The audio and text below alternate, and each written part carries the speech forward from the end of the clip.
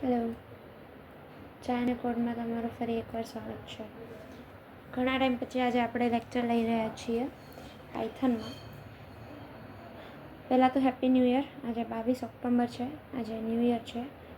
વિક્રમ સંવંત 2082 શરૂ થયું છે આજથી, બરાબર. સો તમને હેપી ન્યૂ યર. આપણે ગુજરાતીમાં કહીએ તો નૂતન વર્ષ અભિનંદન. ઓકે, સો આજે આપણે લાસ્ટ લેક્ચરમાં ઓપરેટર્સ ભણ્યા હતા, બરાબર. ઓપરેટર્સ મેં વચ્ચે એટલે લીધા બિકોઝ ઇફ કન્ડિશનમાં ઓપરેટર્સ પહેલાં આવે તો મેં ઓપરેટર્સ જે છે એ લઈ લીધા. હવે આપણે ઇફ કન્ડિશન ઇઝીલી સમજી શકશું. સો ઇફ કન્ડિશન આપણે ભણી ગયા છીએ. આજે આપણે ભણીશું if else condition. So if કન્ડિશનમાં કેવું હતું કે ફોર એક્ઝામ્પલ હું અહીંયા લખું ઇફ, બરાબર, અને અહીંયા હું લખું કોઈ બી જે કન્ડિશન હોય મારી ઈ. ઓકે, હું કન્ડિશન લખીશ એટલે અહીંયા જે છે તમે આ જે સ્ક્વેર છે મતલબ બ્લોક ઓફ કોડ કહેવાય એને, બરાબર.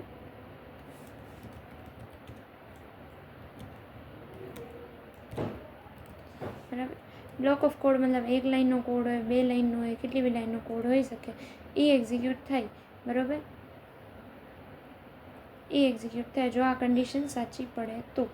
પણ મારે અગર કન્ડિશન સાચી નથી પડી, કન્ડિશન ખોટી પડી છે, તો બી મારે કાંક એક્ઝિક્યુટ કરાવવાનું છે, ત્યારે આવે એલ્સ, બરાબર. એલ્સમાં કંઈ કન્ડિશન ન હોય, આ કન્ડિશન ખોટી છે તો એલ્સ એક્ઝિક્યુટ થાય, બરાબર. તો અહીંયા બ્લોક ઓફ કોડ આવશે. હવે કામ કઈ રીતે થશે હું તમને કહું, બરાબર. પહેલાં અહીંયા આવ્યું ઇફ કન્ડિશનમાં, બરાબર. પહેલાં ઇફ કન્ડિશન ચેક કરશે.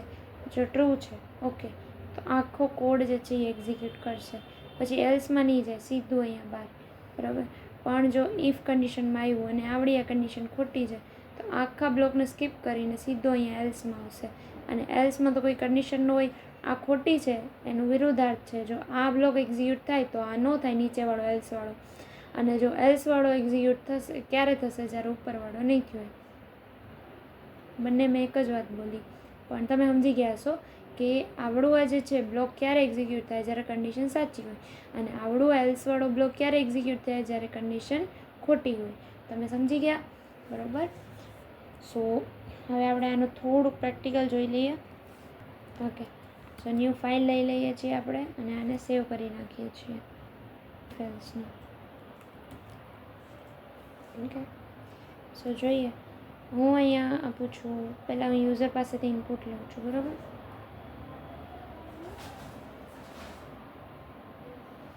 ફોર એક્ઝામ્પલ હું યુઝર પાસેથી એમ લઉં છું કે તમે ગેસ્ટ છો. અગર ગેસ્ટ નથી તો તમે નામ નાખો. એવી રીતે આપણે કરીએ, બરાબર. સો જોઈએ, પહેલાં આપણે નેમ લઈ લઈએ. ઇનપુટ આપણે લીધું તો ઇનપુટ મતલબ યુઝર પાસેથી વેલ્યુ લેવાની, બરાબર. Enter your name if you invited, else write guest, બરાબર. આવી રીતે આપણે અત્યારે લખીએ, બરાબર. હવે જો ઇફ કન્ડિશનમાં મેં શું આપ્યું, ઇફ નેમ, બરાબર, નોટ ઇક્વલ ટુ ગેસ્ટ. હવે લાસ્ટ લેક્ચરમાં આપણે ઓપરેટર ભણ્યા હતા, એનો મતલબ શું કે નામમાં આજે નાખશે એમાં ગેસ્ટ નથી આવ્યું, બરાબર. મતલબ એણે શું નાખ્યું હશે, એણે પોતાનું નામ નાખ્યું છે, મતલબ એ ઇન્વાઇટેડ છે. તો આપણે એમ લખશું પ્રિન્ટ, હે thank you for coming on invitation. I guess આ બરાબર છે. ઇંગ્લિશમાં તો મને વાંધા પડે ઘણા, બરાબર. એલ્સમાં જઈએ, બરાબર, પ્રિન્ટ કરીએ હે ગેસ્ટ, બરાબર. એટલું લખીએ આપણે ખાલી, કારણ કે એ ગેસ્ટ નથી તો મને એનું નામ નથી ખબર, બરાબર. તો હવે જો કામ કઈ રીતે થશે, પહેલાં અહીંયા આવશે ઇફ કન્ડિશનમાં, બરાબર. ધ્યાનથી જોજો. પહેલાં અહીંયા નેમમાં આવશે. ફોર એક્ઝામ્પલ યુઝરે નાખ્યું છે રવિના, ઓકે, કારણ કે ઇન્વાઇટેડ છે, બરાબર. મેં કીધું અગર તમે ઇન્વાઇટેડ છો તો નામ નાખો, તો એનું નામ રવીના છે કારણ કે ઇન્વાઇટેડ છે એટલે તો એણે રવીના નાખ્યું. તો અહીંયા Raveena not equal to guest, બરાબર. નોટ ઇક્વલ ટુ ગેસ્ટ મતલબ કે એ ગેસ્ટના ઇક્વલ નથી, બરાબર. મતલબ અહીંયા તમને જો કહું, નેમમાં આપણી પાસે શું છે, રવીના, બરાબર. નોટ ઇક્વલ ટુ ગેસ્ટ એવું લખ્યું છે, બરાબર. હવે જો મેં તમને શું કીધું, તો આ નોટ ઇક્વલ ટુ ન સમજાય તો ઇક્વલ ટુ નોંધો, બરાબર. આ થોડુંક ડિટેલમાં જાઉં છું, જેને ઇક્વલ ટુ સમજાઈ ગયું છે એ થોડીક વાર આંખ બંધ કરીને બેસી શકે છે, બરાબર. સો અહીંયા આગળ જો આવી રીતે હોત, રવીના ઇક્વલ ટુ ગેસ્ટ, બરાબર. ઓકે, સો આનું કન્ડિશન શું આવે, ફોલ્સ આવે, બરાબર.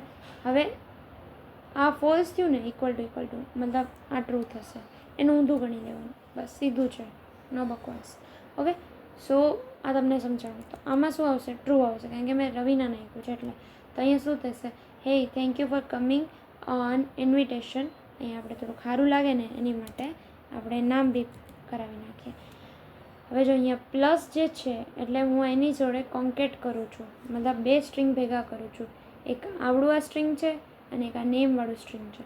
એક આ પદ્ધતિ છે, બરાબર, કોન્કેટ કરવાની, બરાબર. એક પ્રિન્ટ ફંક્શનની પોતાની પદ્ધતિ છે, એ આપણે જોઈએ, બરાબર. હવે આપણે આને રન કરીએ, બરાબર. અહીંયા થોડુંક આને છે ને પ્રોપર કરવું પડશે. અહીંયા કોલન મૂકીને સ્પેસ આપીએ, હવે રન કરીએ. હા જો હવે થોડુંક સારું લાગે. તો હું નાખું છું રવીના, બરાબર. જો અહીંયા આવી ગયું, હે thank you for coming on invitation Raveena, બરાબર. સમજાય છે? ઓકે. હવે હું છે ને તો આનું ઇઝી બી કરી નાખું. પહેલાં એકવાર હજી રન કરીને ગેસ્ટ નાખીને જોઈએ. GUEST, બરાબર. હે ગેસ્ટ આવ્યું, બરાબર. હવે આપણે આનું ઊંધું કરીએ આખું, બરાબર.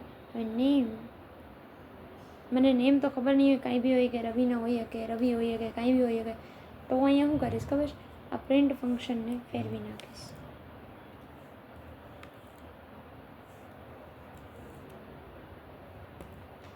અને અહીંયા કરી નાખીશ ઇક્વલ ટુ. જો આ તમારી માટે થોડુંક ઇઝી પડશે કે નેમમાં જો ગેસ્ટ છે તો હે ગેસ્ટ પ્રિન્ટ કરાવો, ઓર એલ્સ નામ સાથે થેન્ક યુ પ્રિન્ટ કરાવો. સિમ્પલ સેમ વસ્તુ છે, ખાલી મેં ઊંધું કરી નાખ્યું, બરાબર. જો અહીંયા મેં ગેસ્ટ છે, ફોર એક્ઝામ્પલ રવિ નાખો, એવું કેમ ભાઈનું પ્રોબ્લેમ છે, ફરી વાર કરીએ, રવિ. ઓકે, ઠીક છે. Hey thank you for coming on invitation Ravi, બરાબર. હવે હું ગેસ્ટ નાખું, હે ગેસ્ટ આવ્યું. હવે એક પ્રોબ્લેમ છે, બરાબર. ફોર એક્ઝામ્પલ મેં ગેસ્ટ નાખ્યું, જો અમે રન કર્યું, GUEST. હવે જો આમાં મેં સ્મોલ જી લખ્યો છું, બરાબર, અને આમાં મેં કેપિટલ લખ્યું, જોયું. હે થેન્ક યુ ફોર કમિંગ. હવે ગેસ્ટ આવડું આ જે ગેસ્ટ છે એને નામ લાગે છે, પણ ગેસ્ટ તો ગેસ્ટ છે.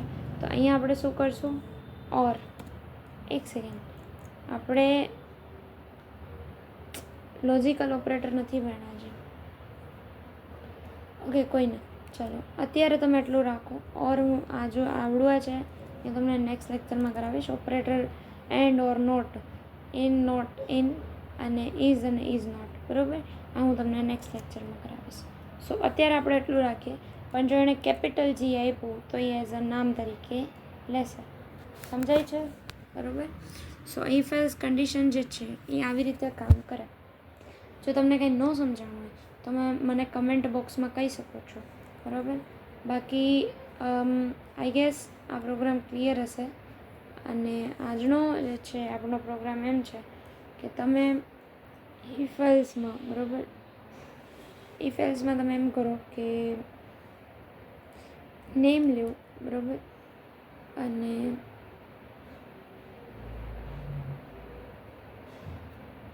બરાબર એ થોડુંક ફની વેમાં આપણે જઈએ, બરાબર. નેમ લ્યો અને એ જો નામ તમારું હોય, ફોર એક્ઝામ્પલ મારું નામ જે છે એ ABC છે, તો જો નામ જે છે એ ABC આપે તો એને એવું મેસેજ પ્રિન્ટ કરવાનો આવી રીતે, હે સેમ્પીચ, my name is also ABC, બરાબર. અને જો નેમ તમારા સિમિલર ના હોય, બરાબર, તો તમારે મેસેજ પ્રિન્ટ કરાવવાનું છે. હે પછી નામ, જે નામ હોય એને નાખ્યું હોય એ નામ આવી રીતે પ્રિન્ટ નહીં કરાવવાનું ડાયરેક્ટ. સમજાય છે? બરાબર. સો નેક્સ્ટ લેક્ચરમાં આપણે ઓપરેટર ભણીને પછી હું તમને આ પ્રોગ્રામ નેક્સ્ટ લેક્ચરમાં જ હું તમને જો કેપિટલ જી નાખ્યું હોય તો કઈ રીતે તમે એને હેન્ડલ કરો એ હું તમને શીખવાડીશ. બરાબર. આજના માટે આટલું રાખીએ. જો તમને કંઈ ડાઉટ હોય તો તમે મને કમેન્ટ બોક્સમાં પૂછી શકો છો. બાકી ત્યાં સુધી અલવિદા.